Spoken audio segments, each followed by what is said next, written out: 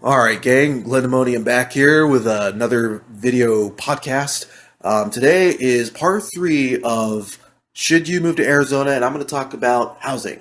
But first, before I continue, I want to go back and make a little correction on my last video about jobs in Arizona.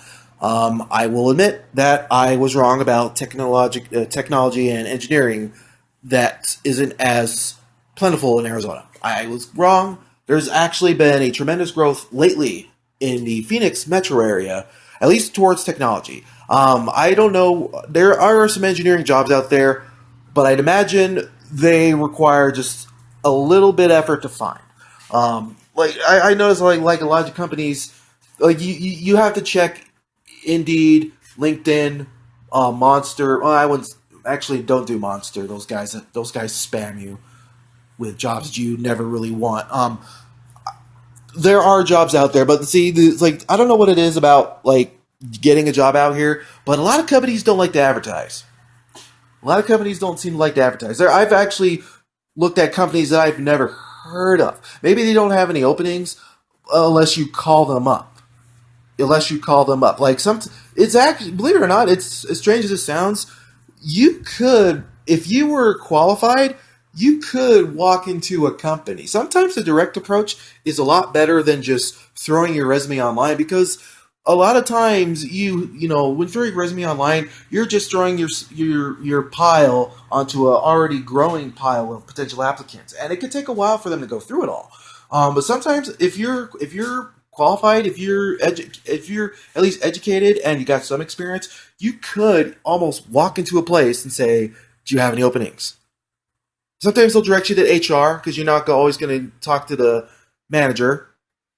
I've actually got to talk to a couple people online. They just walked into a place in Phoenix. Some of these guys, either one had a computer science degree, the other one went to a coding boot camp, and they just went to a place and they hired them on the spot. Well, not on the spot, but it took about a week and a half to go through the interview process. I know that they say it's a lot faster because they used to do the idea of throwing online resumes, because that's what you're supposed to do.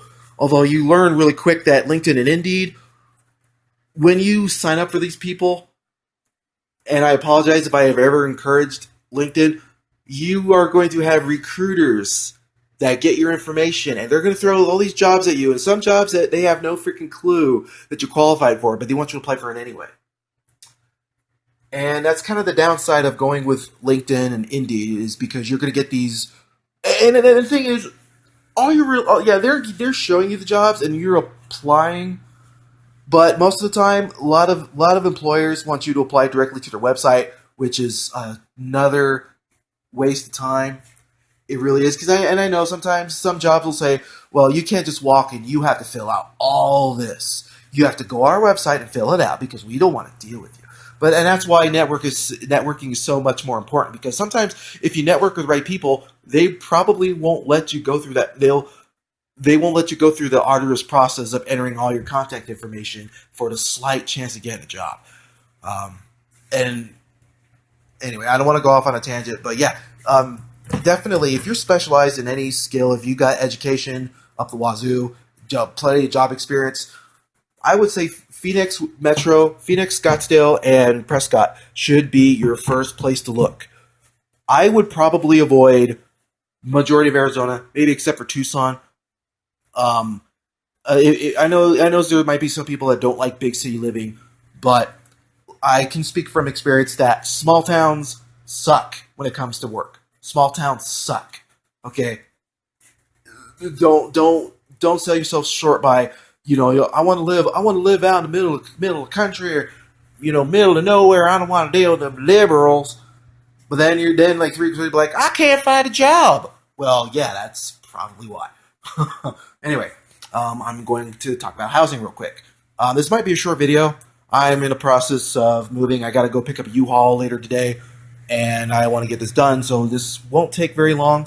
Housing market in Arizona is actually not that bad. There has been a slow, steady uptick. I've actually learned about realty in Arizona. There's definitely a realtor speculation bubble here.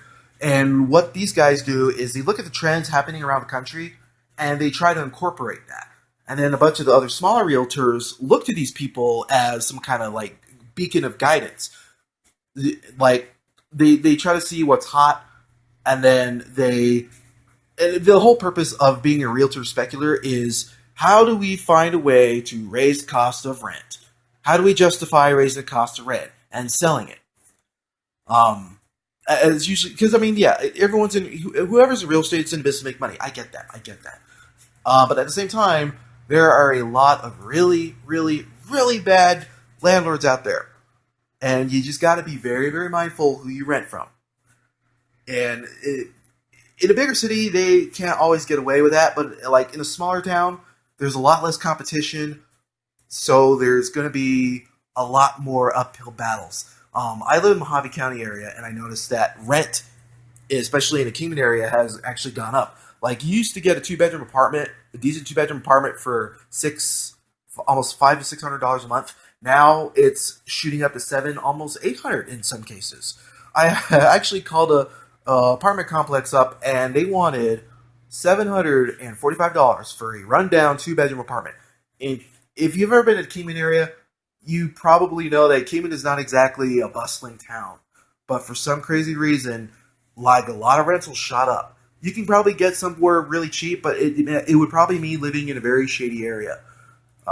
You don't want to live in a shady area like Arizona. I mean, I'm not gonna lie, we're like a hub area for drug renters. Like and I'm not trying to scare you into moving here. I'm saying like I read in the paper all the time that there's always drug busts. Usually, or the highway patrol always pulls somebody over, and it's usually drugs. And they usually hail from California, Southern California.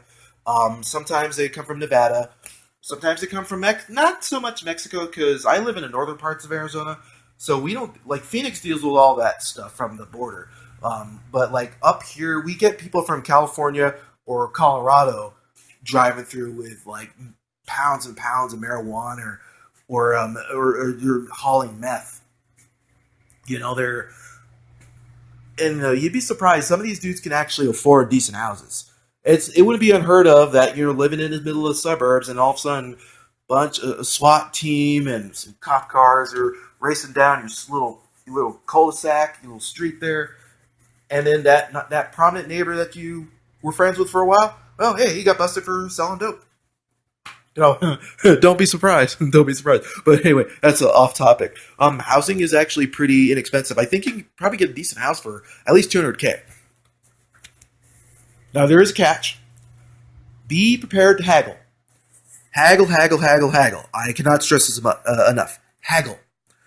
Realtors like to think that what they're selling is a diamond in a rough. But most of the time, those houses are dime a dozen, and some of them are almost 10 years old. Maybe even more. Like if somebody is ever going to try to sell you an older house, they're going to try to BS their way of making it sound like it's got historical value. It was founded by such and such. He's founded by some old rich guy that used to work for Goldman Sachs, and it's also and this city has got historic Route 66. The millennial age, nobody gives a crap about Route 66. Nobody gives a crap about crap that happened in the 50s or 60s or 70s or 80s. They don't care. They don't care. Maybe some dumb yuppie might fall for that. But what they're trying to do is upsell a house, giving it value that's not even there. Don't fall for that. Learn to haggle. It's like no different than buying a car. Don't fall for their sweet talk, their schmoozing. You're going to get a lot of open houses where they're going to suck you in with free bottled water and niblets. Ooh, niblets. I actually got to go to an open house just by pure chance. It is hilarious what these people do. They pick probably the nicest house in town, but that house is not on sale. It's not that house. No, what they're trying to do is get you to sign up for like a newsletter so they can show you other houses that are for sale.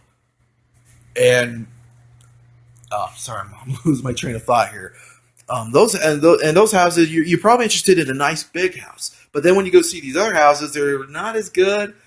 And you'd be surprised. Some of these are fixer-uppers. Like some of the landlords can be pretty bad. Like they're trying to sell you a house, and don't be. You want to inspect these houses carefully, because I've dealt with realtors here in Arizona for a long time, and man, they try to sell you some polished turds.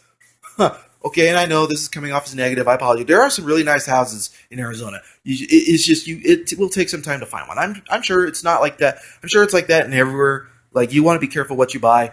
Um, you want to make sure that there's actually light bulbs because I know a lot of landlords like to cheat, like to like they don't want to fix problems. They want to just sell. They're in there to sell. They don't want to fix. They don't get paid to fix. The money comes out of their pocket to fix.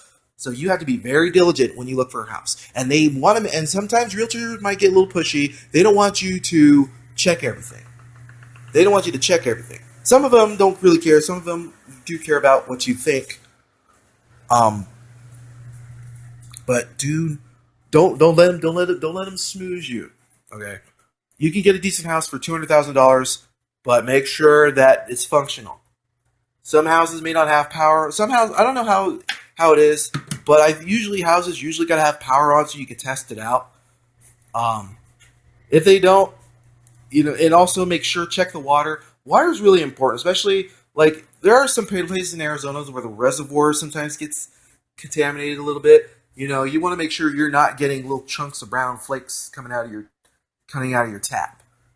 You want to make. I mean, yeah, not all pipes are going to be clean. That's normal. I mean, word of advice: if you're going to live in Arizona and you drink tap water, get a purifier. Get a purifier. Um, let's see what else. The housing is actually really decent. Yeah, $200,000 for a decent house. Make sure it's in a good area, suburbs, or in a just good spot where there's little to no crime. But like I said with the drugs, don't be surprised if your neighbor in a bigger house down the street gets busted for selling dope. You know, because I mentioned the job market in some of the smaller Arizona cities. It kind of sucks. So some people turn to some questionable means of making ends meet. Because what if you don't specialize in a specific job out there, you're at the mercy of whatever this job at the place has to offer. Anyway, um, rentals. It's probably a lot easier to rent a house than it is an apartment. I've noticed that apartment rentals seem to be almost on par, or if not more, than actually renting a house. Now there might be a difference to that where sometimes water and gas are usually paid for in an apartment, but at, I don't know. It's kind of hard to say because if you rent a house, you have to pay for all those utilities. Um, and another thing with rentals is you have a higher chance of the apartment looking like crap. Not crap, but like it needs a lot more TLC than a house. But I mean, if you want to buy a house that needs TLC, make sure you buy it on the cheap. Point these things out to realtors. Do not be afraid to stand up to the realtors, because I know it's a bit of a click. You don't want these people to walk all over you because they will. Arizona can be very cutthroat when it comes to realtors, and they're not desperate. It's like the attitude here I've noticed is like they're not that desperate to sell because right now it's a buyer. I think right now because housing's gotten better, it's a buyer's market. So it's 2017. I'm doing this video. They're a lot they're a lot more they're not more passive than aggressive. So like they're gonna say, well, if you're not gonna buy this house, somebody else will. That's sometimes that might be their attitude. Um, I wouldn't fall for it. They're just trying to get you. It's mostly a mind game. They want you to just buy it at high as possible. You can haggle. Believe it or not, you can actually haggle prices down. But you gotta read the contracts, read the fine print. They're gonna tack on hidden fees. Housing taxes here. I guess it depends on where you live. I found out that the houses here in Mojave County. I think one guy I know he owns his house. He has to pay $2,000 a year in I think taxes. Is it 2 grand? Is it really 2 grand? Wow. I guess I better ask him. I thought he said you 200, 2 grand. See, now I'm losing credibility here because I don't remember what he told me, but he told me it was kind of up there because we do have state tax. Um, it's not as high as California, but it's there, but it's not bad. It's not bad. Think of it like it's still cheaper. It's still a lot cheaper than paying rent because I mean you do have to pay taxes even if you own a home. You can't just buy a home and just live there and just pay the utilities. You got to pay that yearly tax. You don't get in trouble. Don't not pay your taxes. That's not good, especially in Arizona. They'll come after you for that. Um, but houses are actually really nice. If you like that whole, like, I don't know what kind of housing you're into. If you're into that whole East Coast continental housing, you're not going to find it here. Most places I've seen are usually stucco, brick and stucco. Um, some houses even have Spanish tiles for some crazy reason, but the housing roofing tiles I've seen here, they're like sandpaper, like gritty sandpaper. Um, but I notice a lot of like the desert. It's like a desert style. Like the desert style is huge. If you're into like grassy lawns, lawn upkeep will probably be hard because you're in a desert and you're going to use a lot of water. Your wood chips and gravel, or just gravel, and also when you look at doing weeds, there will be and when we get our monsoons, our weeds grow. Okay, do not underestimate the power of monsoon and its potential for drawing out weeds. I've seen a lot of lots covered in weeds. But weeds will be a year-round thing. Even in winter, weeds grow in the winter. Because our winters are pretty mild. We'll get rain, and then you'll see those little sprouts start to grow. Um, Dust. If you're allergic to dust, I reconsider moving to Arizona. There's actually a thing called valley fever. I've never heard of this until recent, but I guess because there's like certain bacteria and algae, fungi that actually grow on dust, and all it does is it gives you like kind of like mild flu symptoms. Although there are reports of like children, like young children, elderly that actually could die from it. But I think the cases are kind of rare. It might have got blown out of proportion, but valley fever is a thing. But you are going to get a lot of dust because we're in a desert. Dust is plentiful. And it's even going to be worse when you have pets because all that hair and dander, it just sticks. It just sticks to any surface. Um, but other than that, I think you might actually get a lot more bang for your buck if you get housing in Arizona. But just make sure you do your research.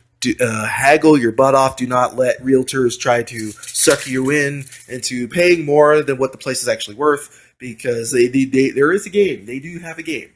Um, I know this is kind of a lackluster video. It's not one of my best topics, but I guess I figured, well, if you're going to move to Arizona, you might as well get an idea of what housing is. But definitely do your research. Do your research better than I have. You'd be surprised what kind of options that are out there. Do you want to live in an apartment? I don't know if there's a lot of condos in Arizona. I don't think Arizona does condos. That's like more like a New York, uh, California type of thing. There's condos in Vegas. I think Phoenix might have a couple condominiums. When I lived in Phoenix, I don't think I remember a condominium up there. There were like 4-story apartment complexes, but I've never seen condominiums there. Oh, if they do, that'd be nice. I'm sure. I mean, in big cities, usually that'd be common. Anyway, all right, I'm gonna end this video here. I gotta get my butt to the U-Haul, get a truck, and move all my stuff out. I probably won't have a video for a while because I'll be without internet for the next couple of days because that's unfortunately how things work around here. All right, so if you like what you got to see, leave a comment. Do you disagree? Like, fave, subscribe, and I will be back hopefully by Friday or Saturday with another video. I might have a different topic to talk about. All right, guys, until then, take care.